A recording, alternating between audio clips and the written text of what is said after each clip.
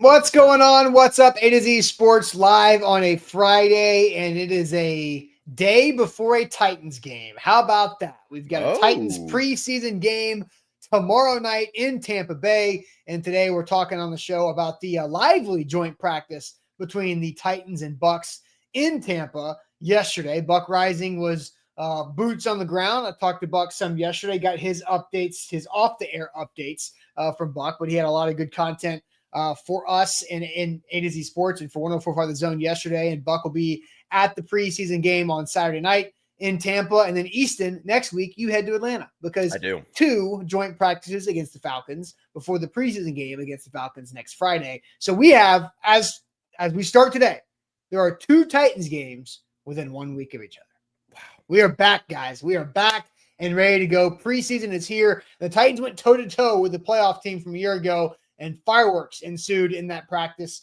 not actual fireworks. But, Easton, we're here to break it down into what we learned about the Titans yesterday against the Bucs in practice. And then we got some good news to wrap up the show. And we'll talk a little bit about the preseason game and figure out how the Titans should handle number 1 pick Cam Ward.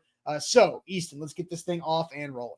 Yeah, baby, what a time to be alive. Excited that we are finally almost kind of increasingly back for Titans football, and excited to watch a sloppy preseason game tomorrow because we will take just about anything. I saw, speaking of things that are depressing for other sports leagues, I saw that the Hall of Fame game this year drew 7 million eyeballs, which is more people watching that broadcast than every Stanley Cup final broadcast of all time besides 2 of them.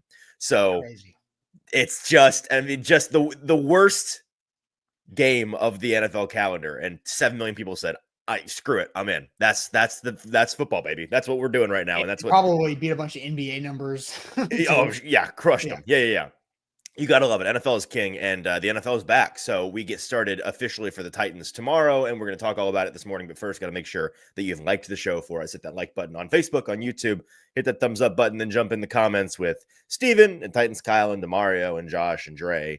Good morning to you all in the comments. Want to hear your thoughts today on what we heard, what we saw from joint practice yesterday, as well as what we are expecting or hoping to see from the Titans in their Tampa Bay preseason game tomorrow. So like the show, and Austin, let's get it started. Yep, let's do it officially. Welcome into A to Z Sports here live on a Friday. I'm Austin Stanley. He's Easton Freeze, our Titans reporter for A to Z Sports.com. We're Nashville's on-demand sports talk network, going live weekday mornings at 8 Central Time on Facebook, YouTube, and Twitch. Link to the show segment by segment on our Twitter X timeline. Hit us up on Instagram, TikTok, and Threads for more great Titans content. Leave us a 5-star Google review. That goes a long way. I did get a few 5-star Google review notifications in my email, but my email is way too loaded for me to go find them right now. But that's okay. Got to thank our sponsors because they make it happen for us and they help out all of you. Wilson County Hyundai, make them a part of your new car buying process. See them in Lebanon or online, wilsoncountyhyundai.com. The Bone and Joint Institute, boneandjointtn.org, the region's destination for comprehensive orthopedic and sports medicine care. And our friends at Barton Drury Insurance Group, customized solutions for any of your insurance needs. They are local to the mid-states and also online at bartondrury.com. Easton, we're here to talk about the lively practice that had 3 quote-unquote fights or skirmishes or scuffles or whatever you want to call them, dances that from yesterday's practice between the Titans and Bucs. We will talk about Jarvis Brownlee Jr. We'll play the video for Jarvis Brownlee Jr. and what he did. Cam Ward joking around with throwing a football in a pile of a fight. But we'll also talk about the good things, the great things that happened on the field in joint practices and the Titans going toe-to-toe with the Bucs there. But we do have to start with a super chat here because Anthony Richardson happened last night, and then it was over because Anthony Richardson's comeback breakout season campaign got off to a shaky start. Big Ten Jeff jumps over to his YouTube account to give us a couple super chats here. He says, shade on Anthony Richardson getting hurt 5 plays into the preseason. Hang on, hurt is crazy. Did you see his hand? Did you see his hand? Apparently it's back. Bro's finger was sideways. Yeah, it was. It looked way worse than it looked like an offensive lineman finger that had been played for 15 years, A right? fully dislocated throwing hand finger. Now, Pinky. it's relocated now this morning, and he's going to be back at practice, which is the good news, I guess, for him. I think it'll be okay overall. You can't keep playing like that. No, but he got hurt. That was a legit hurt. And then Big Ken Jeff says also shade on the Colts. He says because Jeff is a famous Colts fan here. Our second string O-line for damn near getting him killed. Shade on BR for hyping up Emeka. Who's BR? For hyping up Emeka beating Buck Rising? Oh, hyping up a dude for, I don't know, whatever. I don't know who that was. Bleacher Report. There could be a lot of BRs. I don't know who BR said it's 36D on the right. Is he not talking about Egbuka? Is he talking about some Colt player? Egbuka beat a Titans player who is jersey number 36 defense. I see. Yes, there was a lot of that going on yesterday. I mean, that we're going to play the Calvin Ridley clip here in a minute of him giving a Bucs defender the okey doke on a one-on-one route, and this guy, you're not going to ever hear about this guy ever again. So it happens. But the first part of the shade about wrong. Yes, wrong. Incorrect. Go ahead. Shade on Anthony Richardson for missing day one of 5-man protection install. Like that, I am a relative moron when it comes to understanding the nitty-gritty of scheme, especially when it comes to protections. And even I figured out that was Anthony Richardson's fault. Like it's a 5-man squeeze. He's hot on that. What was it, on the right side? Yeah. He has to know that linebacker who is 1 yard off the line of scrimmage, not even pretending like he's not going to rush and is obviously not going to be covered by his offensive line, is coming unblocked. And so that has to get out to the running back immediately. And he just, not only does he not throw the running back, he doesn't even look the running back. He looks away. He blindsides himself to the obvious rusher looking for developing routes on the left side of the field. I don't know if it was like overzealousness on Richardson's part, thinking he would have time, or whether he was just lost. I'm going to guess he was just lost, but that's the kind of play that makes it. I spoke to some people in coaching last night about this, and they're like, that's the kind of play that makes you as a coach think that your quarterback just doesn't understand your offense. He just doesn't know what he's doing out there. Or I've never played quarterback in my life, right? I did not. But common sense to me tells me when your offensive line slides to one side, you should probably be aware of the other side more because that's clear, right? And that's the opposite of what Anthony Richardson did. He was just blindly looking over to the direction the O-line slid and got crushed because he kept himself wide open. So, the backup offensive line could have been a part, like especially the center could have called that out and been a part of adjusting the protection pre-snap. To be fair, and then I was told this, and then somebody told me, to be fair, okay, fine, but that doesn't change the fact that Richardson definitely knows that they didn't, and that guy's coming, or he has to know. Because again, that is a day one. I was told first thing you talk about on day one of 5-man protection install. It's almost like you have to talk about it. 24th. It's like one of those things that shouldn't have to be said in a meeting, but you have to say it to hear yourself say it, kind of thing. Yes, it's that elementary, right? Yeah, it's the kind of thing like college NFL coaches will tell you that the number one thing that college quarterbacks coming into the NFL are way behind the 8 ball on is understanding protections. Like in college, it's very basic. You're not having to do complicated stuff at all. It's like trying to go from 9th grade calculus to getting a doctorate in advanced trigonometry. That's something that even then NFL coaches are like, all right, well, you guys know this one, right? Like you guys understood this one from college, right? So again, just brutal. Not just to it's one thing for the injury guy to get injured 5 plays in. That already is like kind of a Treylon Burks in open practice, kind of like, oh my gosh, kind of thing.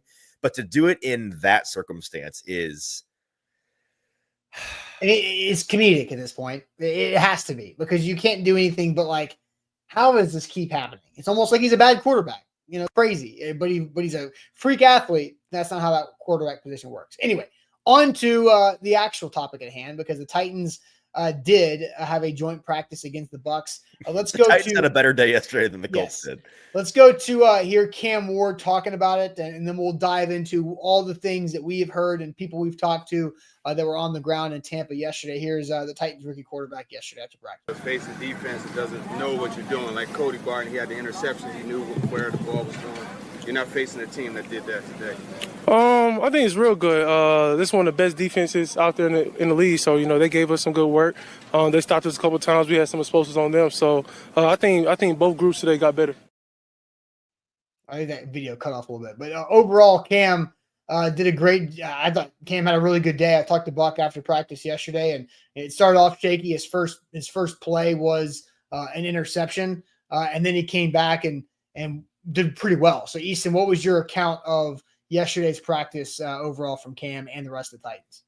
Yeah, this was the first practice in a very long time that I've not been there for, and I had to relearn how to pay attention to a practice that you're not there for. So I did a lot of talking to people after the fact because I have an appreciation for you guys who are that are very invested in the Titans and trying to keep up with these practices. It's tricky to understand what's going on just scrolling the Twitter feed. You can see some clips and stuff, but all the different accounts. It's also funny to see conflicting accounts. Sometimes different reporters will have different opinions of periods and they'll be like, well, I don't know if that was good or bad because one guy said it was good and one guy said it was bad. But I talked to a number of people afterwards, after the totality of practice had concluded and everybody kind of let what happened sink in. I talked to some folks that were down there as in reporting capacity. I talked to some people that are down there on the team side, and everything I heard is that it was a very encouraging practice. And that, the words say right down here on the screen, that the Titans were hanging with Tampa Bay, man. They were going toe to toe with a good, borderline great, a great offense, I would say, a very, very good team, a playoff caliber team. And that's something that I wasn't necessarily expecting. Now, it is one joint practice, of course, but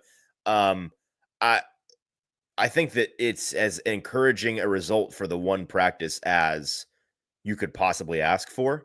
I know that they looked pretty strong in all of those periods after all the team periods after the beginning when Cam threw that interception, which sounds like it was a pretty good defensive play on Tampa Bay's part. And then with all the skirmishes and stuff, you said 3 fights of some sort. I think every joint practice ever, the over-under is set at 2.5. So they just went over the quota for joint practices. And there were some entertaining moments from that. So the whole day sounded listen, when I heard Buck Rising or saw Buck Rising on Twitter afterwards being that was really fun. A guy that is notorious for hating his job and going to Titans practice for things. I was like, it must've been a good day if Buck had fun out there. Must've had a decent showing from the Titans.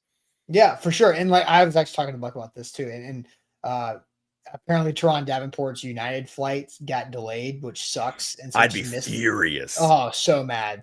But I was talking to Buck. I was I feel like whenever joint practices happen, Titans media was quick to say, oh, the Bucs are getting the best of the Titans. And Bucs media was oh, the Titans are getting the best of the Bucs. It seemed like at the beginning, but opposite media were saying the other team was doing better. Which is so strange of how the natural instinct is for the media that covers one team to applaud the other team for getting the best of the team they cover. Well, it's because you've spent 2 weeks or however long you've spent with that one team, and you've seen you know the details of what they need to look like. It's all relative. Right. You're looking for the team you cover to be notably better than what you've seen from them the last 2 weeks. The new team, and you're looking for holes, right? The new team you have no baseline for, and so the good players really stand out, and the bad players tend to the bad plays and players you tend to write off as your good players getting over on their bad players, and their good players stick out. So you just I saw a number of people tweeting this yesterday. I really realized yesterday how negative the Titans media is. I guarantee you, Tampa Bay fans were saying the same about their media because this is how it goes with every joint practice I've ever been a part of. Yeah, Pewter Report. You also don't want to be the homer guy, right? You don't want to be oh yeah, the Titans killed him out there. Blah, blah, blah. All right, buddy. So let's take a look at some of these practice plays from yesterday. This is the Calvin Ridley play that went famous around the internet because oh my goodness. I'm just gonna start this over because it's too good. It's the move, the footwork is run it again. I don't want to talk through it anymore, so I'm just going to let this play.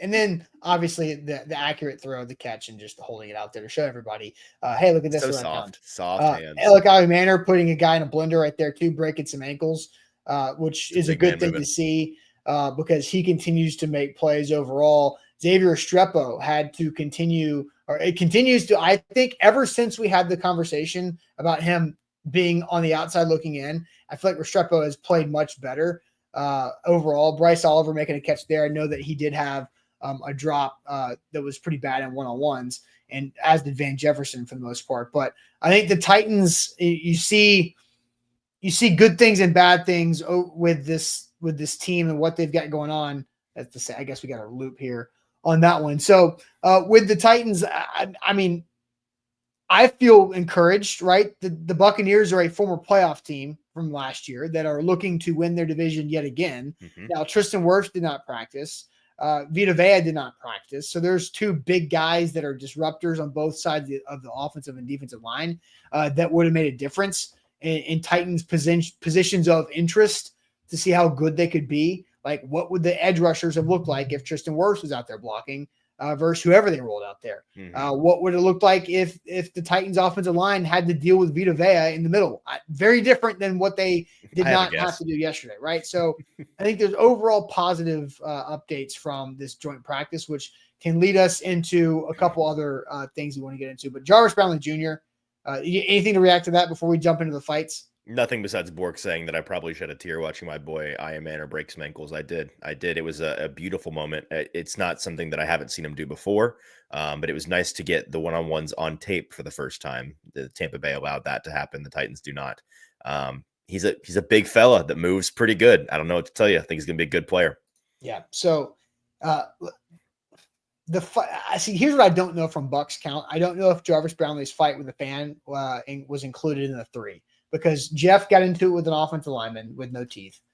There was a brawl in the middle of the field where Cam threw a football. We'll hear from that later. And then I heard Buck say that your boy, Ian Manor, actually took a swing at somebody that was kind of like off to the side that not many people saw. But Ian Manor, the former hockey player, threw some punches. So overall, let's see this from Jarvis Brownlee Jr. because this also was one of the crazier things that I've seen in joint practices in my time.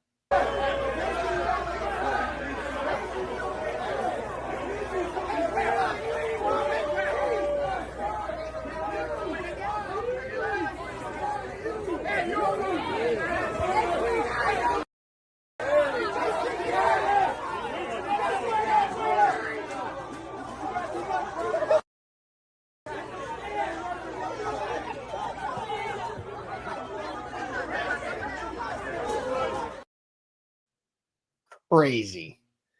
There are two great parts of that video. The first part is when number 24, is that Jefferson, the running back? Whoever 24 is. Mims. The Titans. Mims. Okay, the other one. Whenever Mims notices Jarvis starting to creep towards the fans, he kind of does oh no. And then immediately before Jarvis is actually John, 24 starts jogging over because he knows what's about to happen. And then the other part that JT had to mute for us because there were some other words that were thrown in there as well. There's a moment when they start really jawing as Jarvis is getting dragged back that the guy behind the camera very proudly yells, "Practice squad," to a guy that's an NFL starter, which is a great bit. Just announcing that you don't know ball. I love that as well. Yeah. And I also like the like after the fact when the fan walked away, his buddy dapped him up. Like, good job, man. Like, you got him, bro. You got him. There was then apparently Jarvis Brownlee Jr. laid out Emeka Egbuka over the middle in a joint practice, which is just par for the course of Jarvis Brownlee Jr. because he also tackled Calvin Ridley at the tail end of a play on the sideline last week in practice, and Calvin Ridley got so pissed he threw the football at him, which is what Cam Ward also did in a fight between the Titans and the Bucs. Yeah, I had a target. I was trying to hit one of them boys in red jersey. So, I mean, it was good. That's what football comes to. We dapped it up right after practice. Ain't no big deal. But, I mean, I'm excited. The team I got their back. They're going to have mine. And, might have another skirmish, but I know we're going to be together. So first on Brownlee, when he laid out Egbuka, he should have singled out that fan and been like, "You did this. But this is on you." But then very fun. The thing that I was getting the most FOMO about was not getting to be there to see Cam Ward from 20 yards away just hurl a ball into a scrum, which is not something that I've seen a quarterback do before. The fact that he wasn't interested enough to go run, be a part of the bench clearing brawl, but he was interested enough to just hum a ball in there from 20 yards away is a great bit. Aerial support. Now, did he hum it in there, or was it just more of like a playfully toss it in? Like, I don't know. I'd like to think that he was like trying to nail someone. I don't think he threw a fastball. He should have. I think he just kind of like swung, like sidearm, like flung it more than threw it. Flung it in there at somebody just to be goofy. I wonder if he hit his target. Should ask that. I don't know, but as a I'm glad that the quarterback did not involve himself in the fight. Because that's the way that quarterbacks should fight. I think all throw their weapon, yes. throw their football. They should just throw footballs from afar. Yeah. And keep your helmet on. All right, so let's talk about it for real though. Let's actually ask a question here to get you guys more involved, and that is the Titans went toe to toe with the Bucs in joint practice. The Bucs, a playoff team from a year ago. Is that a big deal, small deal, or no deal? The fact that the Titans went toe to toe with the Bucs in practice. Now, a couple Bucs players did not practice, right? Wirfs and Vita Vea. That's true. But the Titans are also missing some important people too, because there was no Tavondre Sweat. There was obviously no L'Jarius Sneed, missing your starting center and Lloyd Cushenberry still. And then also Kevin Winston Jr. did not practice for the second day in a row. So we have not seen him since he left Sunday's practice early, but should be okay. But big deal, small deal, or no deal, the Titans going toe to toe with the Bucs in joint practice. Let's get to your opinions after I tell you guys about the Bone and Joint Institute, boneandjointtn.org, the region's destination for comprehensive orthopedic and sports medicine care. When injuries happen in life, just like in football, you have to know the team you can turn to make sure that you get the best recovery and the best care you possibly can. And that is the Bone and Joint Institute, because they've got over a dozen doctors there at their Franklin, Tennessee location where they do everything. It's not just the clinic there. They have the surgery center. They have the rehab facility. They have every bit along the way of the process to make sure they make it easy on you to not have to know which address you have to go to for which part of the process for your injury. They also got an incredible support staff. They're right next door to Williamson Medical. And so they have all the support you need from the people in the front office to make it easy. The wait room time is basically non-existent. It's very efficient the way they work it. So make sure you know where to go whenever an injury pops up. boneandjointtn.org. So much more to say, but first make sure you've liked the show and leave us a 5-star Google review. Search ATOZ Sports on Google. Hit that 5th star on the right and let us know your feedback on our show, but leave it in the form of a 5-star review. Those are very helpful for us. All right, so big deal, small deal, or no deal. Titans going toe to toe with the Bucs in joint practice. Easton, what are you seeing here in the chat? I am scrolling and seeing Tall Texan. Less than no deal. All right. Less than no deal. Negative deal. Daniel says a big deal. So we've covered the full gamut in the first two comments. Small deal from #QJ. Small deal from Rooney. Small deal from IR Hoshi.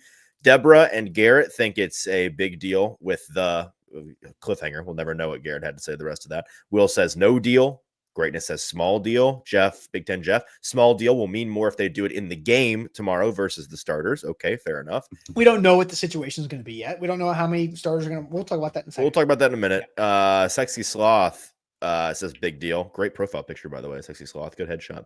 Darius says small deal. It's something, but no Vita Vea and no Tristan Wirfs with a double F. And an H. We rewrote Tristan Wirfs' name there. I appreciate that. Just Smash, no deal. We talk about practice, says Just Smash. As does MB, no deal. It's practice, not a game. So I would come on, guys. Well, let's talk about it, because if the Titans got worked and they just looked awful, then you guys who are saying, it's just practice, would not be just saying that. This is what that is my only point. All I'm looking for is consistency. I don't mind one bit if you all want to mostly hand wave a day like yesterday and be like, well, I'm mostly unmoved. It's practice. Okay, fine. But if next week against Atlanta, Cam Ward throws, 5 interceptions, the Titans offensive line looks like they're getting just trucked by Atlanta's defensive line, which is not that great. You can't then be like, because remember that morning we came in here on Sunday or on Monday after Sunday's practice, everybody's like, Guess this team's winning 3 games again, aren't they? Yeah, Callahan's fired. Go ahead and fire him now. Sucks. So we can't do both of those things. So let's also look at this joint practice that they had last season against the Seattle Seahawks. They could not complete a pass outside of like Jaquan Jackson catching 2 slants from Mason Rudolph against the Seahawks like backups. Like Calvin Ridley was utterly useless against the Seahawks. He could not get off the line of scrimmage. Will Levis could not find him. They could not complete anything more than just Ridley. It was like the starting offense was just neutralized and just embarrassed because they could not do anything against the Seahawks defense. Now, yesterday, I'm seeing Cam Ward run a 2-minute drill to perfection. I'm hearing and seeing tweets about Calvin Ridley making a great catch over the middle against ones. I'm seeing Calvin Ridley making other plays. Chimere Dike catching a touchdown, toe drag, and spiking the football in the end zone. Gunnar Helm making plays. I'm seeing all these different reports about Cam Ward successfully leading drives and through drills, 11 on 11 and 7 on 7, all that, when a year ago they couldn't do anything. And so, like, it's not a no deal. It cannot be a no deal. There's no way it can be a no deal, in my opinion. So what is your opinion? Is it a small deal or a medium deal or a big deal or the biggest deal? So it's not the biggest deal, right? Like that's, and Jeff says, Austin better not say big deal. I'm just giving you all your options. Well, Jeff, you blamed the Colts offensive line for Anthony Richardson sucking. So my opinion of your opinion is not relevant. So I think it is a lot of people thought that. Well, also your audio and video is jacked up again. So audio's wrong. Yeah. Sick. Goodbye. Yeah. All right. So I'll see you in a little bit. So while we do that, let's go ahead and play Cam Ward's opinion on practice from yesterday before Easton jumps back in here. Face the defense that doesn't know what you're doing. Like Cody Barton, he had the interceptions. He knew where the ball was going. You're not facing a team that did that today. I think it's real good. This is one of the best defenses out there in the league. So, they gave us some good work. They stopped us a couple of times. We had some explosives on them. So I think both groups today got better. Both groups today got better, he said. And I think why I'm going to say it's a big deal because I think the batting. I think I wanted to wait till you got back. You got back. I appreciate. I'm going to say big deal because I think the batting donut worked. Practice being very freaking hard against his own defense for 2 weeks worked when it came to a really good defense too. And also, Cam Ward threw a pick on his first play in practice yesterday to the Bucs defense. And what happened after that? He responded, and he was good, right? And we spent so many times last year watching 8 play quarterback for the Titans. The first mistake happens, and you go, here we go. How fast is he going to roll down the hill? Like, how fast is this mudslide going to happen? And it not just would it not happen, but just how fast. And so Cam Ward made the mistake early and then played really, really well and kept his composure and put it together and got good work done. So I'm going to say it is a big deal because of what the Titans did to prepare Cam Ward for this. And it's not everything. Like, I'm not saying I'm going to move my Titans win-loss prediction a game or not. I don't know. But it is a very big check to box to check of seeing a hard camp turn into a productive, successful joint practice for the first time. I think that's fair, and I think the batting donut comment is particularly interesting. I'm going to remain consistent for my own sanity here and say small deal, just because I refuse to let anything move me too much in August. I do respect your logic there, but as I have said through the hard stuff for the Titans this year, the past 2 weeks, really, I will continue to say during the good stuff. I am old enough to remember CJ Stroud when he couldn't play football in the preseason, when Jamar Chase couldn't play football in the preseason. I'm also old enough to remember, all of our fallen preseason legends of past that, convince us that they are awesome at football. And then it turns out they're not awesome at football. So it is important. I mean, it's not a no deal. It is closer to a big deal than no deal to me. Like, if you forced me to pick no deal or big deal and go totally binary, I would pick big deal. But I'll say small deal because it is one additional positive data point for the Titans. It's one more tick in the good column, which we want to stack those. And when I look back on the totality of August, that to me is a bigger deal. It's like, okay, well, they really trended in the right direction, or they really had way more good days than bad days. That matters to me. And I think that yesterday had the potential to be a rougher day against some tough competition. A team that, added a practice less than a week ago because they felt like they needed it to get their butts in shape for joint practices and be able to come out to Tampa Bay and not embarrass themselves. They didn't do that yesterday. They far from it. They were impressive, and they left Tampa Bay, or they left joint practice with their heads held high. And I think that's a really good thing for them. So a small deal plus. Small deal plus. Okay. Because this was the first time Cam Ward played against another NFL team. Right. So I think it's great. Also, how about this? Who you picking? Says 200 of you forgot to hit the like button. I love that. Heck yeah. Hold people accountable in the chat. Accountability right there. So right. You 200 people that have not hit the like button, come on, guys. The good news is it's not too late. It's the easiest thing you can do. It is not too late to hit that like button. It takes nothing. So if you're watching it live on your phone, maybe, then you don't see the like button. So you have to exit the live chat for a second, then hit the like button, then you click on the live chat and it pops back up. So I appreciate you guys for doing that. Thanks for the help there. But on Facebook, hit it as well. So I think it's, I saw Ray School had a comment here saying, I agree with both Austin's reasoning for vindication of the hard practices and Easton's reasoning for this is good, but I refuse to get hurt this year. It's not about you necessarily getting hurt. It's just you just buying something too early. Like you're trying to be as cautious as possible. That's right. On both sides of the fence, right? It's don't make a decision until you have to make a decision, right? Right. Exactly. And I respect that. I respect you protecting your own mental well-being, and I think that is appropriate in mid-August. So I did put up a YouTube chat or YouTube poll on this, and it is big deal, small deal, no deal. Titans going toe-to-toe with the Bucs in joint practice. 35% say big deal. So I guess it's a decent chunk on my side of things. 51% saying small deal, and then 15% saying no deal. So I think that's the appropriate split. I'd be curious to see if there are more people that would go big deal that voted small deal, or maybe one up theirs if they look at through the lens that I did, which is it, but because of what they went through for 2 weeks. And honestly, here's another thing too.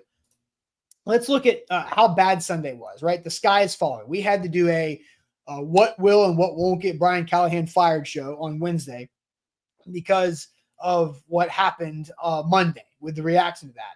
Now, the Titans had practice on Wednesday, and it was a good practice. They can bounce back, right? You guys talked about that yesterday. And then they travel, they practice, they try to fly to Tampa, they get up and they practice the next morning against the Bucs. And it was 2 really good practices in a row in another weird spot, right? I don't know of many NFL teams that will practice and travel on the same day in training camp. And so that's something that I think is another reason of them handling tough scheduling and adversity from different types. And I think is a good thing for Cam Ward, a good thing for the young offense. Another big deal reasoning for me is I saw DK and Iomanner and Helm, those 3 names pop up in successful winning reps in team drills with Cam Ward. Right. That's another big time development, right? Yeah, absolutely. Those are the guys that whoever, if Cam is succeeding, it doesn't really matter who it's with, but for the future of the team and the ceiling you're slowly working your way towards, you need the guys that aren't Tyler Lockett and Van Jefferson to be a part of this, because those guys don't have the runway or the ceiling that these younger guys do. They're also not, under contract or cost controlled or any of these things. We want the young guys to be a part of the Cam ascendancy. Yeah, for sure. King VC says lock in, like the show. It's a huge deal for King VC. The Titans going toe to toe. And I heard some comments from Baker Mayfield. We don't have it pulled, but Baker Mayfield was like, yeah, it was pretty even out there. And that's a guy who's trying to win the NFC South for the 3rd year in a row, who has really revitalized his career. So I think there's a big positive from all that. So this comment has nothing to do with the topic, but it's a good transition point.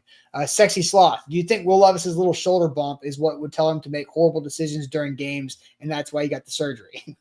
Rude. But funny. So Will Levis didn't have an angel and devil on his shoulder. He had a shoulder bump and a non-shoulder bump. And, hey, that bump is gone now. Okay, so how dare you? Maybe. I don't know. Surgically removed.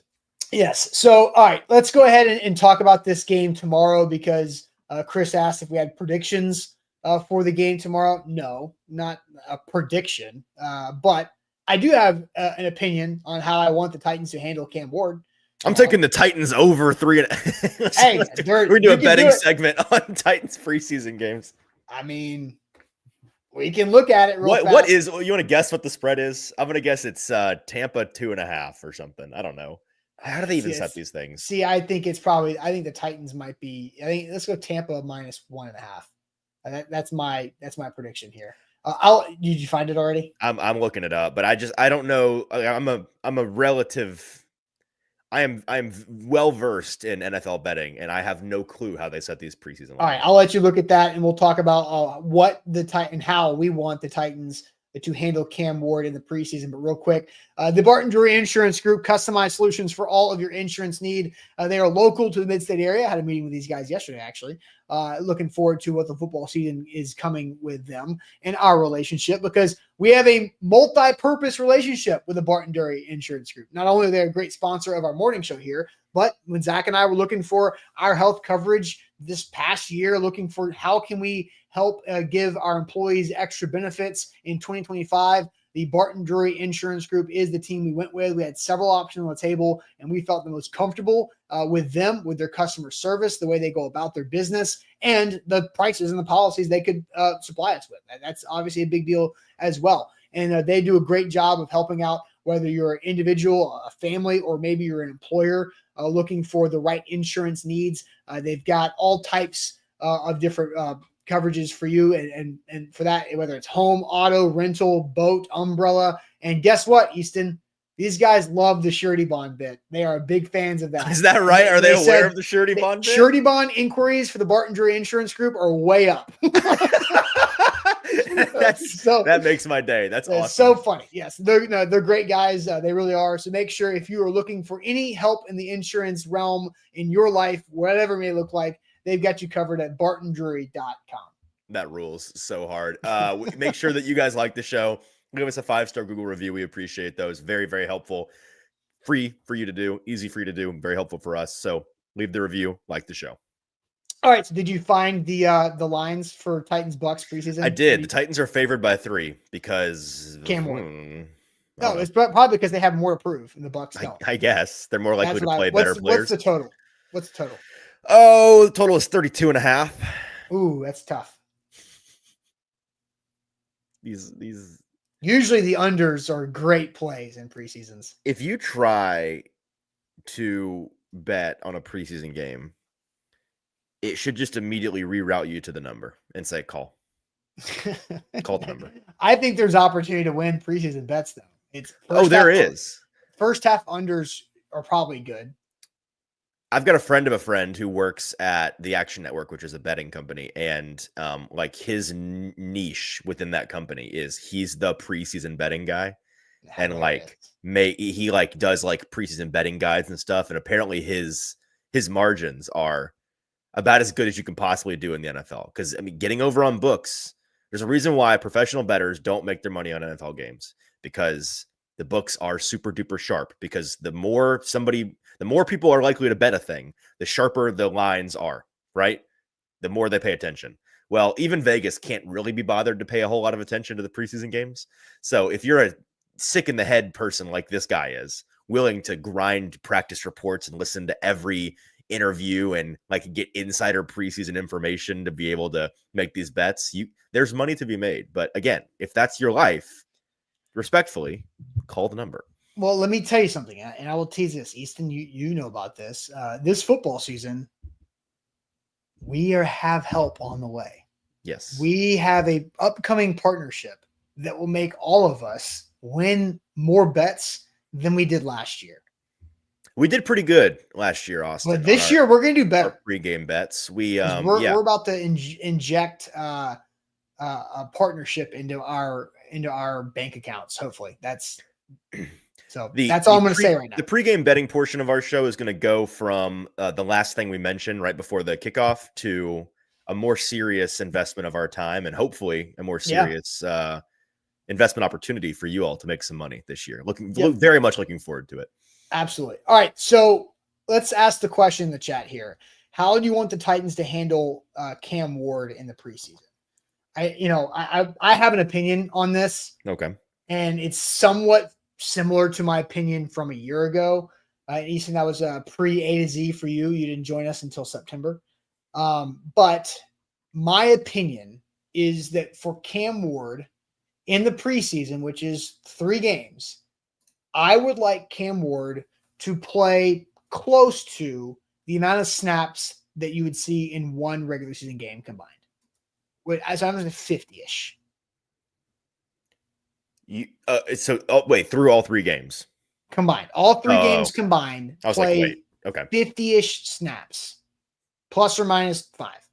Either way. So put in other terms, an average game, let's say, sometimes it's like 60 offensive snaps. I was going to say between 8 and 10 drives. So you want to see 2 to 3 drives per game minimum for Cam is what it sounds like. I don't even care about drives. I care about snaps.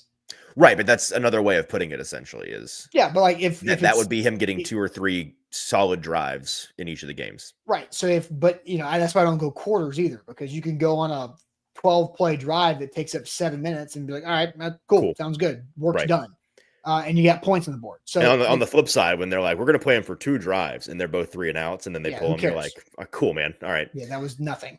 So that's why I go off snaps. So. I'll let you go to the chat because I did post the question there. How do you want the Titans to handle playing Cam Ward? I've got more detail on my opinion too, but we'll get to in a second. But what are you seeing from the chat here? I am seeing that Nick wants 3 drives or the first 20-ish minutes in this game. Daniel wants 4 total quarters over the 3 games. So kind of on the same page as you, wants a full game's worth. Nearly a full game equivalent. Right. 3 drives tomorrow is what Apollo wants to see. Rooney wants to just see that whole first quarter. Lane wants to see it with some starting linemen in the first half, which is always an important thing. You got to have protection out there for him. Steven, same deal. Play him as long as the offensive line is healthy. 2 series is what Jason wants. 2 to 3 series is what Darius wants. Nero wants him in the first quarter. So you're sensing a trend. Everybody wants 2 to 3 drives, first quarter. Keep the offensive lineman in there. Some folks are a little bit more zealous. Tall Texan wants a minimum of the first half. That's not happening. I can go ahead and tell you that. Edward already betting on tomorrow. Ridley over 4. This I'm not a preseason bettor. This has to be a terrible idea. I would not take the over on Ridley 4.5. There's no way that's the actual line. Yeah, there's no way. No. I mean, I think it's more likely Ridley never touches the field than he has 5 total catches. And there are going to be some guys that just don't play, right? Like along the lines of the offensive line, like Kevin Zeitler. I'll eat my shorts if he's out there for more than. Well, that's what I was actually going to ask you a question within the topic of how many Titans players don't play, should not play, right? Should not play. Well, an injury aside, right? Because like I'm going to guess Sweat probably doesn't play because they're trying to get his abdominal injury right. Kevin Winston, like I have no idea. I won't be surprised one bit if they continue to rest him. But the guys that are like going to get the veteran rest, like Calvin might not touch the field. But the offensive guys, like for posterity, may get out there for a drive. So like Calvin might go play a drive. That won't shock me. But it also won't shock me if he doesn't play. Kevin Zeitler, I'd be kind of surprised if he plays at all, to be honest with you. That doesn't seem like. I think every Titans offensive player should at least play 1 snap. If they're going to make the team, they need to play out there to an extent because it's all about Cam Ward. I hear you.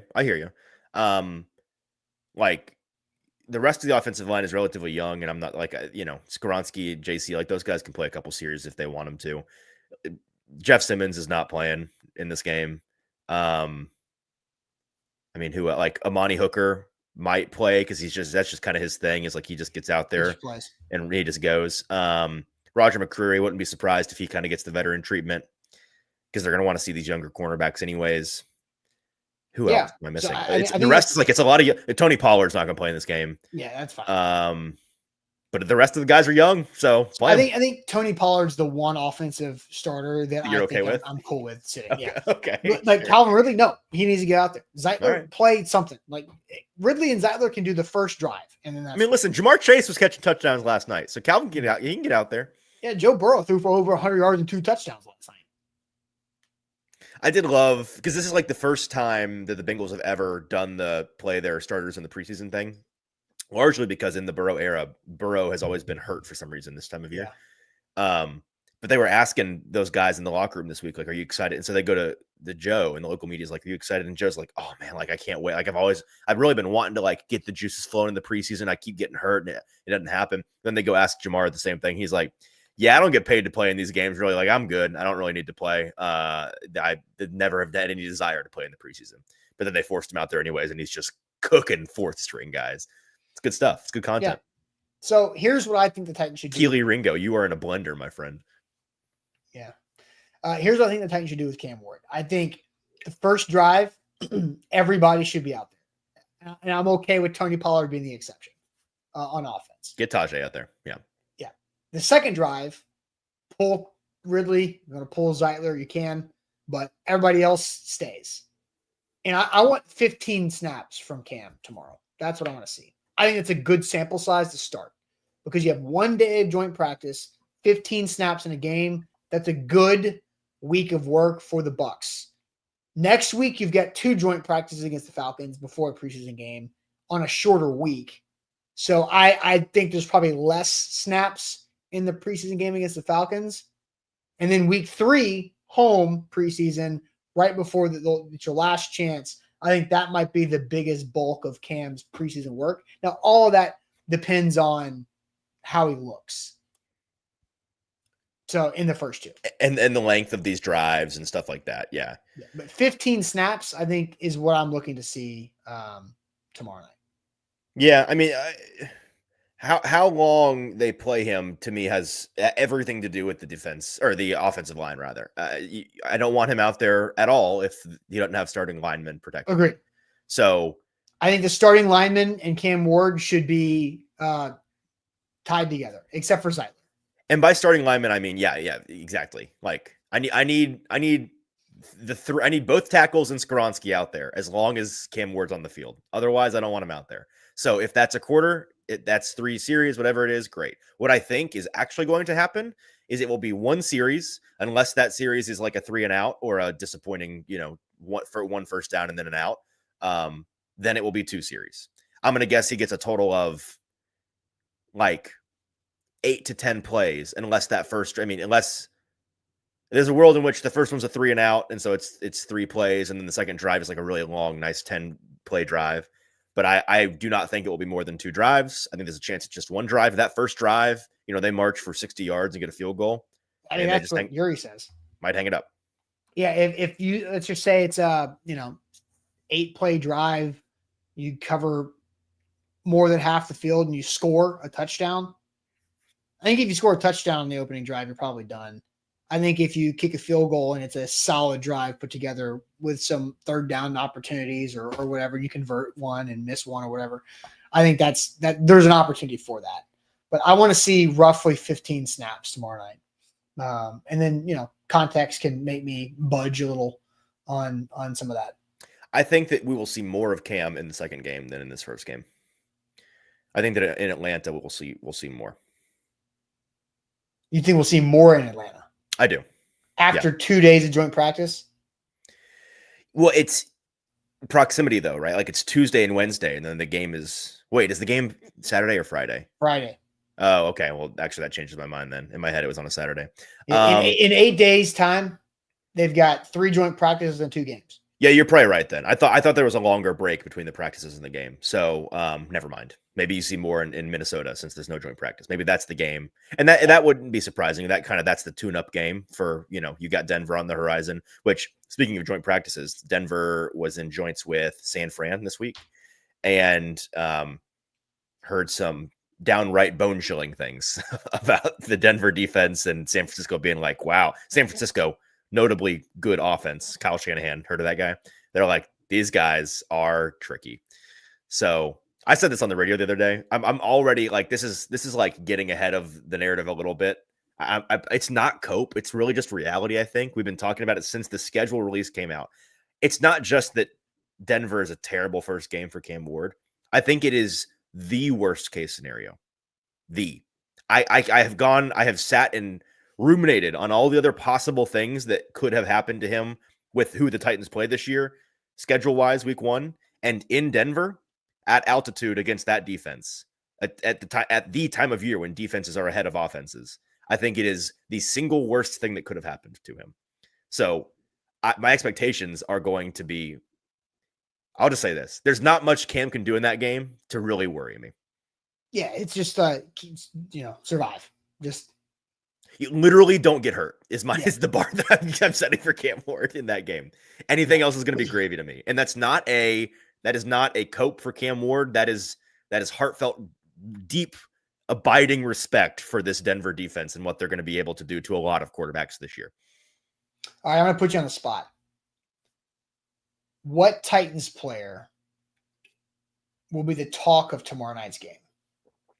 And why? And how? Like, how does it happen? One guy. I want one guy. You guys in the chat can do the same thing. One Titans player who's going to be the talk coming out of it. Good or bad, either. Yeah, I mean, like, as I'm sitting here thinking about it, like, my mind is starting to drift to, like, Ellick and, like, some of these offensive guys. But when you asked me that question, the first name that just jumped into my brain was James Williams. Really?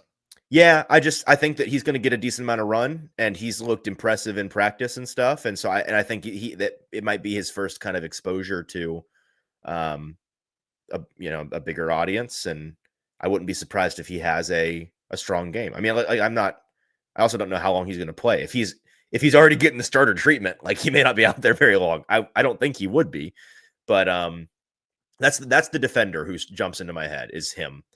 Offensive player. Hold on. Let's go to the chat before you take because there's some good ones in the chat. So the first, Daniel says Jarvis Brownlee.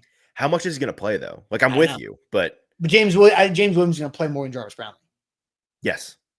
If I was them, I would play Jarvis one drive and get him out of there. Like, yeah, especially you can't afford to lose Jarvis. You super can't. And you don't want him to do anything stupid and, like, get suspended or hurt. Also true. Yes.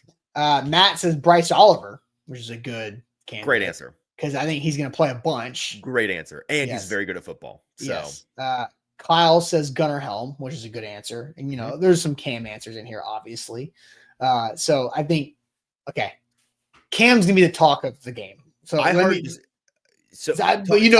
understood the question that I meant. That I was no, asking. I know, but I think this is interesting. I am expecting Cam to, like, be underwhelming entirely. I'm expecting a boring, not you're just expecting to not much happen. Correct. And I wouldn't be surprised if there's a dumb play or two in there. Cause again, it is his first time. What happened yesterday? First snap of a new setting, interception. If he throws a pick tomorrow, I won't be surprised even a little bit. If he looks inaccurate, I won't be surprised even a little bit. Like, this is every guy goes through this little, like, initiation of your first preseason game. If he throws 2 touchdowns and looks incredible, I'll be like, cool. If he throws an interception and only plays 7 snaps, I'll be like, cool. Fair enough. But I'm expecting it to be like, Okay. We got Alec Ironman coming in on the chat. We've got. How much is he going to play? I think he should play a lot. Think so? First half? I wouldn't play him too much. You're going to want him.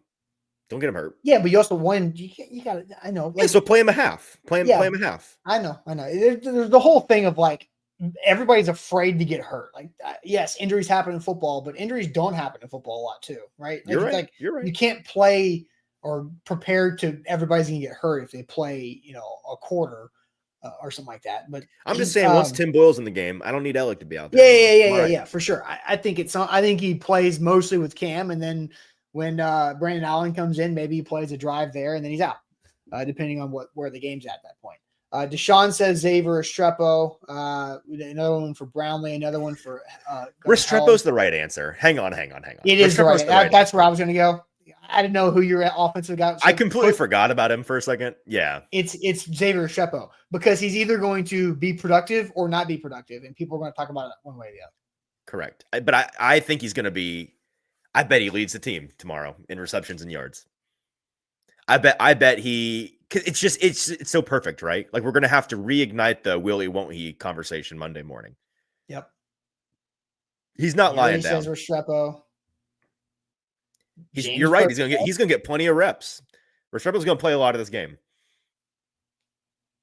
I agree. It's in Florida. He's going to be juiced up It's a home to be game back in the state. for him. That's right. And not really. Tampa and Miami, slightly different places. A little bit. But yeah, James Prochet from Sexy Sloth has had some good comments today. I think he gets a good return and a couple catches. I think that is going to be a fun A or B, you know? Well, speaking of the return game, that's one of the number one things that fans should be paying attention to in this game, because it's always hard to sift through what matters, what doesn't matter in a preseason game.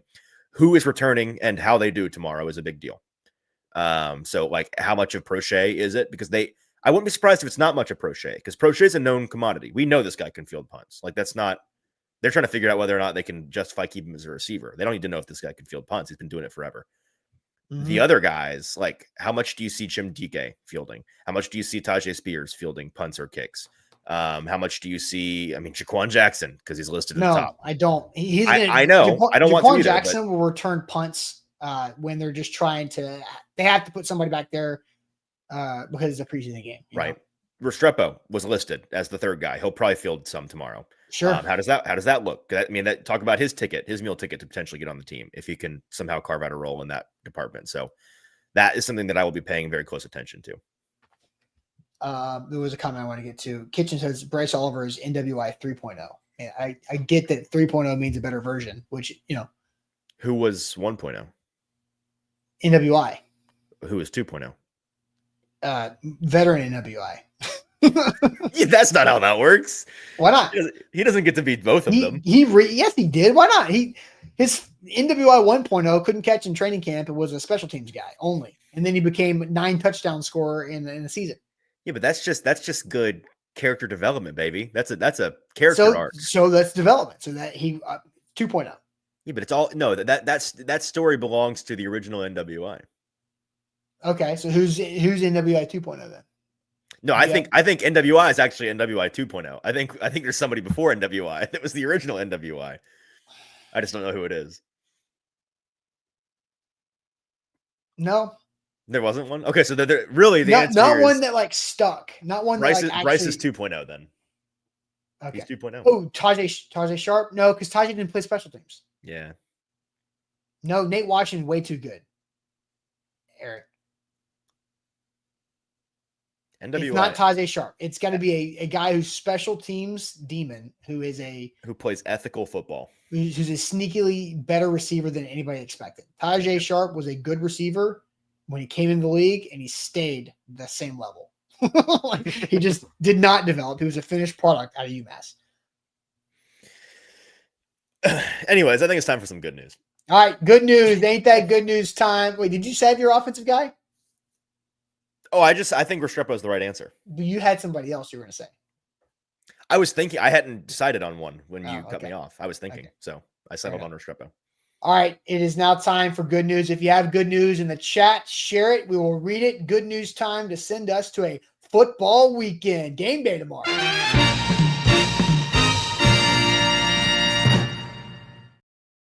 Shout out to Wilson County Hyundai. Make them a part of your new car buying process. Go see them in Lebanon. Painbone will help you save money on that ride with WilsonCountyHyundai.com. Good news in the chat. Let's see. If you want to read some chat good news, we can do that. And then we'll scrolling. Holy, y'all have filled up the chat this morning. I was getting behind here. Good news from Rooney. 11-year-old Rayson Kyler. Is that the child's name? That's a sick name if that's what that is.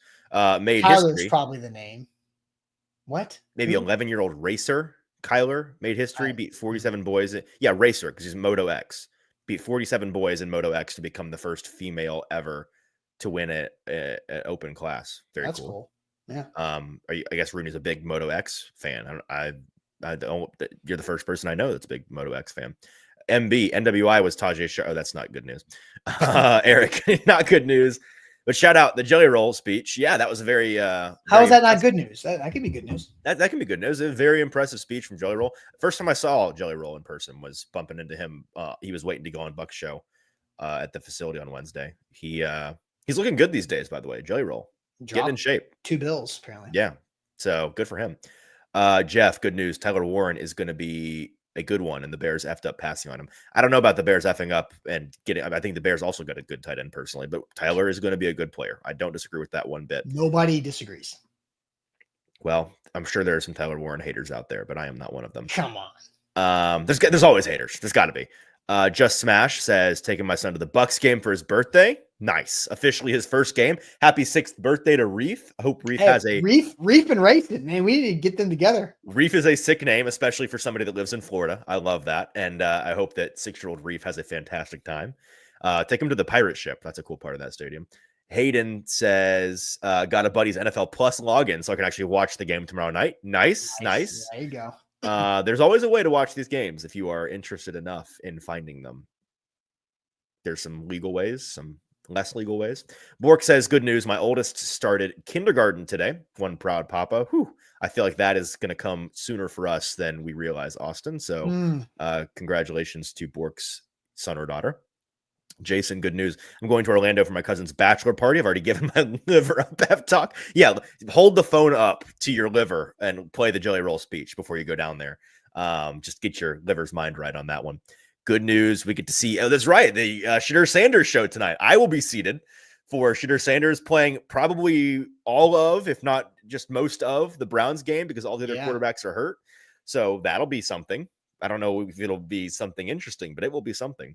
Nick says, good news. We get to see Cam Ward in a Titans jersey. Very cool. Looking forward to not having to use Cam Ward edits anymore. We'll actually have Cam Ward in a Titans jersey for photos. That'll be nice. Right. Sexy Sloth, good news. Packing up right now for a week-long vacation in Florida. Bad news. Wife says we can't go to the preseason game. That's all right. You can watch it. Jake says, good news. My big boy started kindergarten today. A lot of kindergarten starters today. Best of luck to you all. Happens a lot this time of year, you know? It turns out people are going back to school.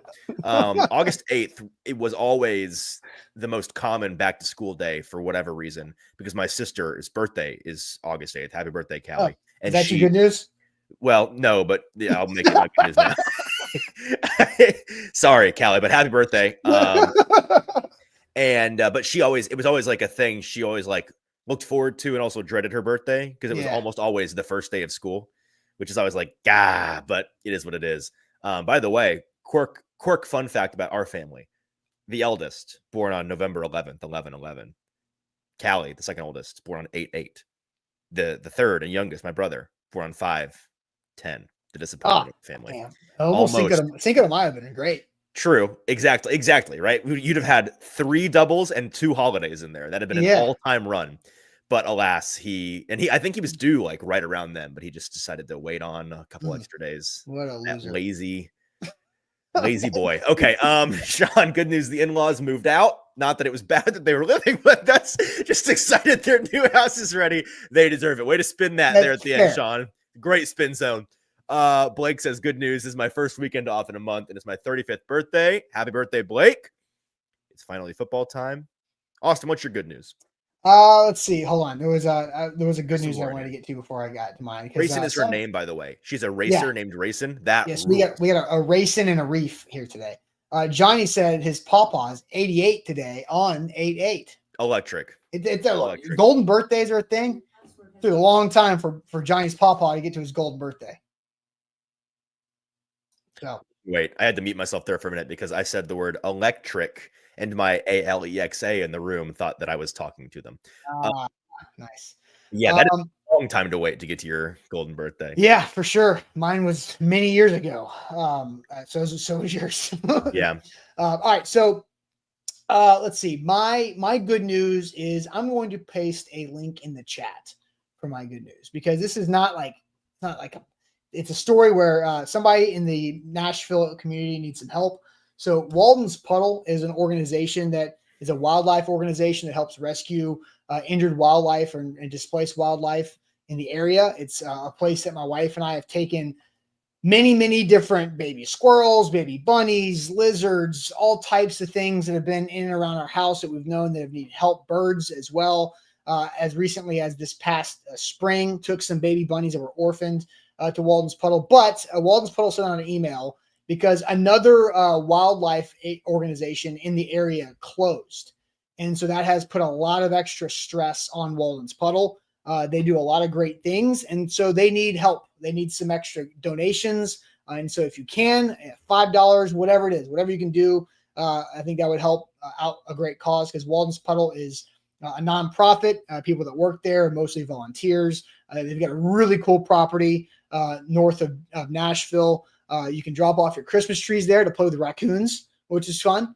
Again, raccoons love Christmas trees. So if you don't want to just, is that right? Wait, yes, you can donate your Christmas tree to the raccoons every year after Christmas. So hey, what did you guys do with your Christmas tree this year? Did you find a drop off point? Yeah. We gave it to the coons.